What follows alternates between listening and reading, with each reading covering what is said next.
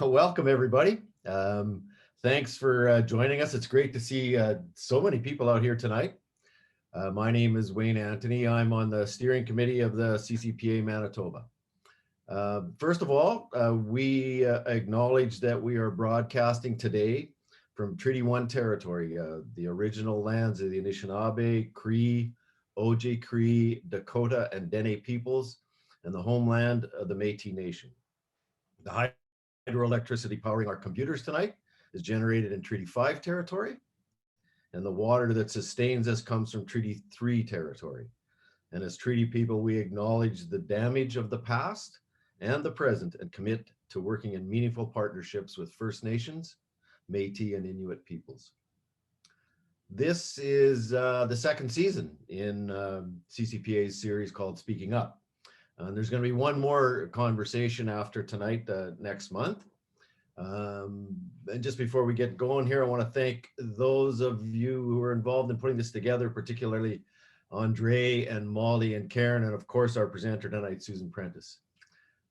This series, Speaking Up, is a set of conversations about a better and socially just future that's been organized by the CCPA Manitoba. And our intention in doing the series is to, first of all, bring together CCPA supporters, but also to have others join us to talk about how we can get to a socially just future. So we'd like you to check out our website, the www.policyalternatives.ca, to find out about all the activities of the CCPA. And if you can, please support us with a donation. Our research, our social justice research, depends on support of everyone like you.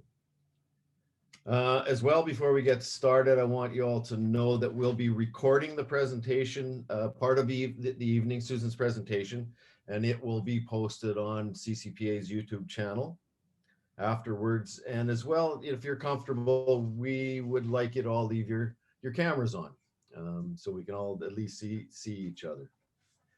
In terms of how we plan to move through the night, first of all, Susan will be speaking for probably about 30 minutes or thereabouts. And then we're going to have a 10-minute break where we'll all be able to speak with one another in small tables.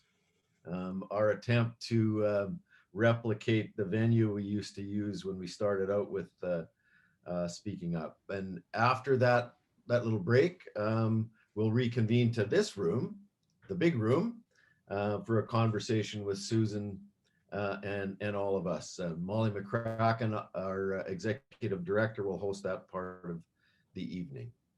So for tonight, Susan Prentice is the Duff Roblin Professor of Government and Professor of Sociology at the University of Manitoba. Susan has been a longtime activist in feminist and community organizations.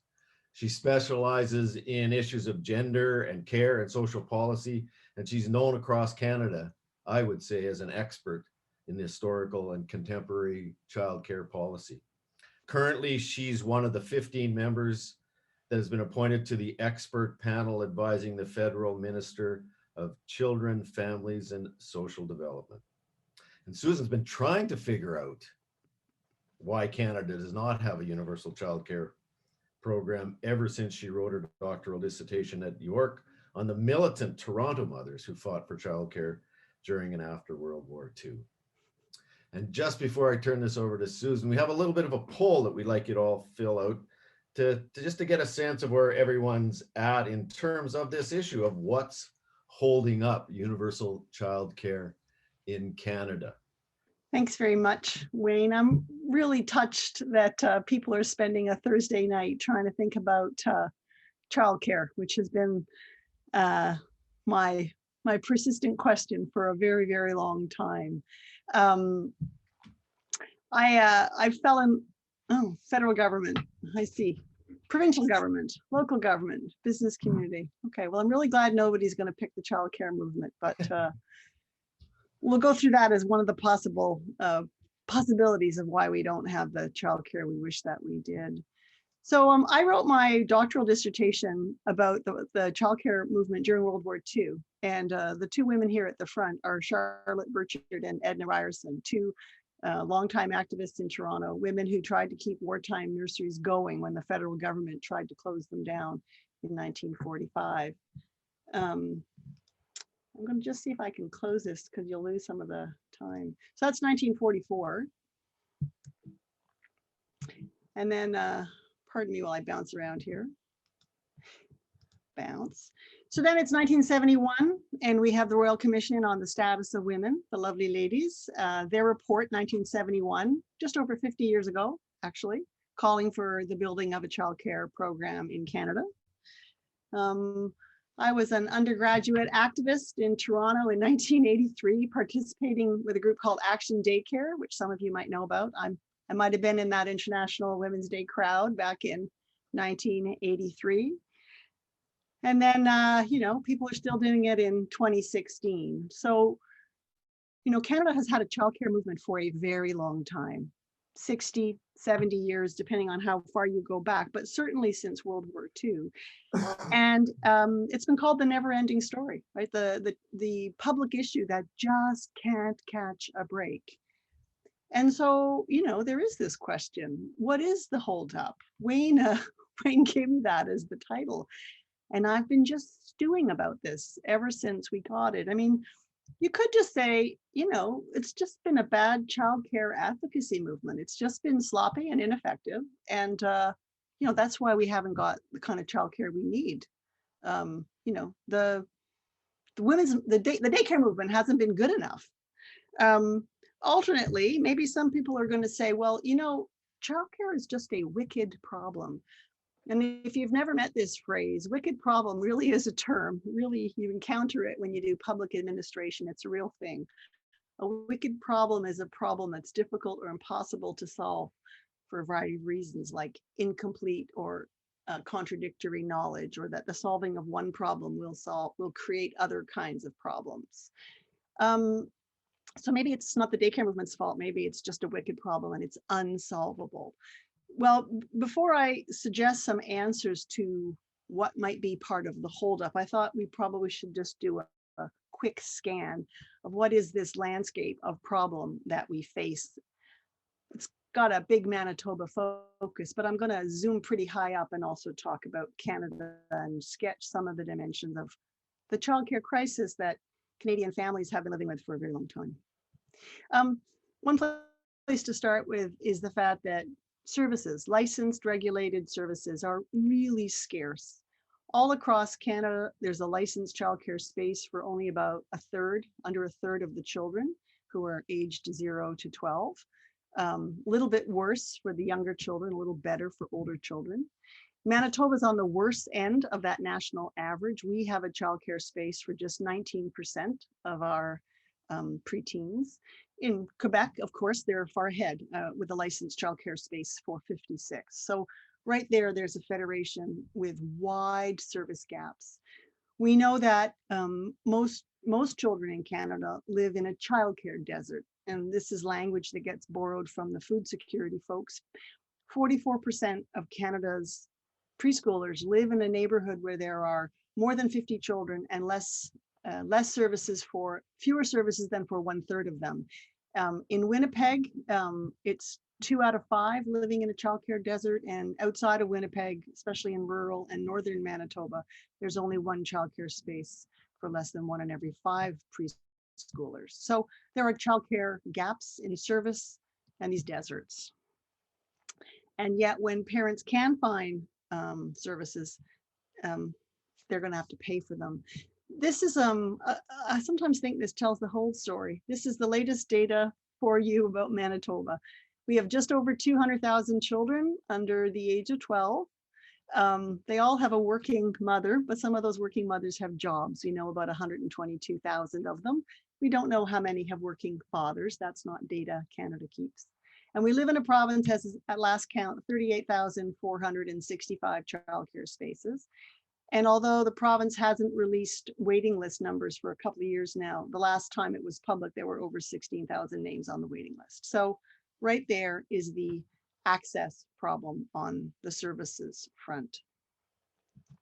And if you drew a little pie, you'd see that there you go, Manitoba can serve about 19% of the children 0 to 12 in licensed childcare services.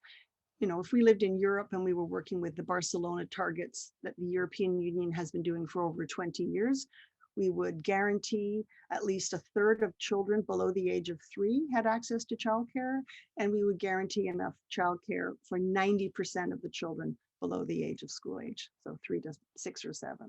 So we're so far from that.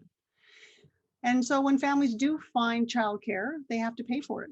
And in Quebec, the annual cost for infant care, actually preschoolers and school age too, would be just over $2,000 a year. And when my niece in Toronto was a baby, her parents were paying over $21,000 a year, because that's what Toronto costs. And here in Manitoba, it's $7,000 a year for infants in most not-for-profit childcare programs. So these are very expensive costs for families. In Ontario, economists will calculate that the average family with a preschooler will be spending about 25% of their after-tax family income to use childcare, which is essential in order for families to work or go to school. And back in 2016, Manitoba's Childcare Commission told us that a middle-income Manitoba family with 2 children using childcare will be paying about 22% of their net family income.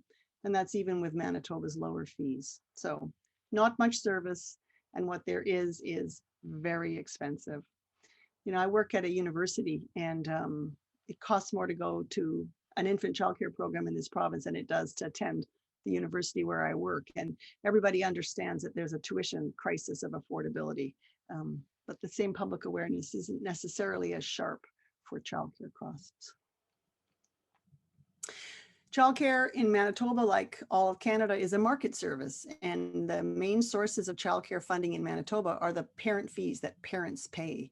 It changes a bit by age group, but on average, parents are paying about 58 cents to every $100 that are spent on childcare. And if you want to know some of our thoughts on how pricing could be done better, you might want to see the report that the CCPA published last October. I think Molly's put that in the chat. We're dealing with austerity in Manitoba, and if you kept your eye on the provincial budget yesterday, you'll have seen that Manitoba froze childcare funding for the 5th straight year. And that proposed bill 47, which will soon be discussed, is maintaining childcare, not only it's private matter, not moving towards public services, but accelerating privatization in our province. And it comes at a moment where, through COVID and other kinds of reasons, childcare programs are desperate for funds. 5 years of frozen funding, even as other costs go up, and pits parent affordability against the urgent need to increase ECE wages and to cover operational costs. I think if you've never looked closely at a childcare budget, you might be surprised to know that at least 85% of a budget of a typical not-for-profit childcare center is spent on wages. And it's the early childhood educators in the field whose low wages do go the longest, a very long way towards making the childcare we have in Manitoba affordable in the absence of adequate public funding. So these are intolerable conditions of funding. And then came COVID. And we saw through COVID the incredibly disproportionate effects that the pandemic was having on women when schools closed down and childcare closed down. And all of a sudden, there's this surge in public consciousness about how much the ability to go to work and maintain the formal part of the economy, the part we see that's above the waterline, is made possible because of all the work of caregiving that keeps families going. And we have been bombarded by headlines that look like this. And this. And the New York Times warning us that the pandemic could scar a generation of working mothers. And it's having impacts as women try to juggle careers and families and personal well-being. And these are the luckier women, because for some, of course, it's even harder. And it's not because there isn't public support. Last month, you might have seen some of the poll results that were done by Angus Reid, who did, in fact, some polling for quite a conservative organization, Cardis. And some of these results are really fascinating. The Reid poll found that 84% of families with a child under the age of 6 agreed with the statement that we need much bigger public investments in affordable quality childcare. And that includes more than 4 out of 5 families that have a parent currently at home. And we sometimes imagine that at-home parents are not supporters of childcare. 88% of families agree that finding quality childcare is a bigger hassle than it should be. 96% agreeing that mothers have every right to work and pursue fulfilling careers. And more than 4 out of 5 agreeing that childcare workers are underpaid for the important work they do. And this one, on which I'm betting hard, the idea that 85% of Canadians in this Angus Reid poll support publicly subsidizing eligible childcare centers and regulated home daycares, as in Quebec, where parents pay roughly $10 a child for a day and the government funds the rest of the costs. So this public opinion polling is super important because it really puts some of the spotlight on where these obstacles come to why we have seen so little progress. What are the policy prospects post-pandemic? I'd encouraged Wayne to schedule this talk after the federal budget came out. And as we were waiting for you all to get started, I'm betting on the fact that there will be billions in the budget, federal budget for childcare. We will see if that's right. But unquestionably, this is the moment where childcare, I think, is, and I'm going to speak optimistically here, is going to surge into its time and place. If you're very old like me, you might have once seen a poster like this, war is not healthy for children and other living things. And it's true, of course, war is not healthy, but the one and only time Canada has ever had a national childcare program was during World War II. During World War II, under the Provincial Dominion Day Nurseries Agreement, Ottawa covered half of the cost of childcare across the country for a war effort. This doesn't change the fact that war is not healthy for children and other living things. But what was very clear at the time was that Rosie the Riveter could not go to work with a child on her back. And in Canada and in the US, this was the moment where there were major public investments and major expansions of childcare. And I'm not going to say that there's lemonade to be made from a pandemic, but I do think that the crisis that the pandemic is producing is a moment of possibility. And I do think that this is a moment where the importance of the care economy is finally surging into everybody's awareness, not just those who live with care, but also with those who make the decisions and have the ability to fund it. I think that we're on the cusp of and waiting for a paradigm shift, both economic and social.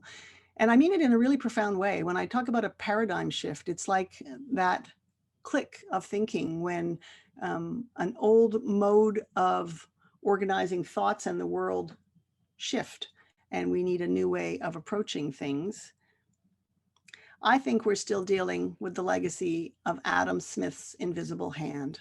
You know, that invisible hand that organizes the market, that Adam Smith hand. He once said, this is Adam Smith, "It's not from the benevolence of the butcher, the brewer, the baker that we expect our dinner, but from their regard to their own interest." And you think, poor guy, like that's who cooks for you? Like, you really think that everybody only acts from self-interest? This is a mode of imagining how the world works, a kind of economic logic and logic about the public sphere that has been dangerous and damaging and whose time is up. We need to start thinking, as Nancy Fulbright has told us, not just about the invisible hand of the market, but about the invisible heart that makes markets and families and social life work. Nancy's a certified genius. She won one of the MacArthur Awards, so we can call her a genius. And she said this once, such a great summary. Economists have just assumed that God, nature, the family, and supermom, or some combination, would just automatically provide whatever care was needed. This assumption is wrong. Both the quality and quantity of care for other people are coming under increasing economic pressures. And this is where I think the importance of care and the role of care in economic and social and human life is now really inescapable. Earlier today, Mignon Duffy and Kim Price Glynn put out this article. Do you know that if you search every speech every American president has ever given since the beginning of time, you will never find the word caregiving till Joe Biden? I'm not a big fan of Democrats, but at least Biden's team understands that caregiving, courtesy of the pandemic, is now on a political and public agenda like never before. And so politicians and decision makers and elites are now having to reckon with care in ways that they have not. A search of presidential speeches through the Miller Center at the University of Virginia shows that not one president before Joe Biden ever used the word caregiving in a public speech, not one. Caregiving, which is essential to life, has been made invisible in public markets and in most of public and political discourse. So what is this problem? What has been the holdup for childcare? It is not the social movement's fault. It is not that the daycare movement has been ineffective. And it's not a classic wicked problem in the way that political folks use that language. It's not, in fact, a problem of research being missing or not enough evidence. And it's certainly not because universal childcare would cost too much. If I had you for longer, I would walk you through some of what we know from Quebec. But the punchline is that Quebec can spend over $2 billion a year on childcare, and it ends up producing net negative costs. The province makes more money back than it spends on its childcare. It's not because there's nobody who wants to work in the sector. We have proof that early childhood educators are willing to do the work, which is intrinsically so rewarding despite poor pay and poor working conditions. And of course, it's absolutely not because there is no need. Instead, we're living with this legacy of Adam Smith and everything that goes along with the assumptions about a market organized by an invisible hand. It's left us with some very profound obstacles. The first one is the idea that what sociologists like me like to call social reproduction is just privatized. It's just taken care of by families. It does not have to enter the public. We live in a moment where many people, I think, are maneuvering now to try to take advantage of a care crisis and are starting to rub their hands like Scrooge, that this is an untapped market for profit. And I think this is a real risk that we will be so hungry to start to move towards care that we will in fact open up privatized solutions rather than building in a public good and an element of social infrastructure. So that is a huge risk. And I also think the third obstacle from that Adam Smith invisible hand is what you can only consider willful, motivated ignorance and disregard of the amount of skill and talent and training and practice it takes to provide quality care to children. And this is the only way to explain why there has been such a refusal to pay worthy wages. So those, I think, are the big three. And then you layer it on top of Canadian federalism, which is in fact an obstacle. And that's why some of you picked the federal government and some of you picked provincial governments. But unquestionably, on top of federalism, decades of neoliberalism and austerity, which have kind of eroded ideas about national leadership and national steering. And even what seems to me the very sensible idea that if you're going to get federal dollars transferred to you to build a childcare in a certain kind of way, you should be responsible and accountable, and you should welcome conditions on using the dollars well. So that idea has historically been fading in Canada. And I do have to say, as someone who now meets more bureaucrats and spends more time knowing about people in Ottawa, I do think a small footnote to add to one of these obstacles is low policy capacity inside all those federal, provincial, territorial governments working on childcare files. I will take Indigenous governments out of that because we've seen way more progress on the Indigenous early learning accords than the rest of us. But these are the legacies of Adam Smith and the invisible hand and the failure to attend to the invisible heart. So there's the clock ticking. I really believe it. Exactly how it lands is going to be a question. And I think that there's lots of work to do to ensure that now that people are prepared to move and act, that they do it well. But in some form, in some way, and I hope it's a good way, we can, I think, anticipate that very soon there really is going to be national childcare for Canada. That's my best guess and my best series of answers to that question of what's been the holdup and why we get to where we are today. So with that, I think this is the moment where we're going to go to some breakout rooms and talk and figure out where we go next together and come back and I'll look forward to your ideas on this. I'll stop sharing here. Thank you so much, Susan Prentice, for that excellent presentation. We're so lucky that you're here in Manitoba as the Duff Roblin Professor of Government at the University of Manitoba. And yeah, we really appreciate all of your work over the years and time and effort and passion for childcare and share that with you. So thank you so much for your presentation tonight.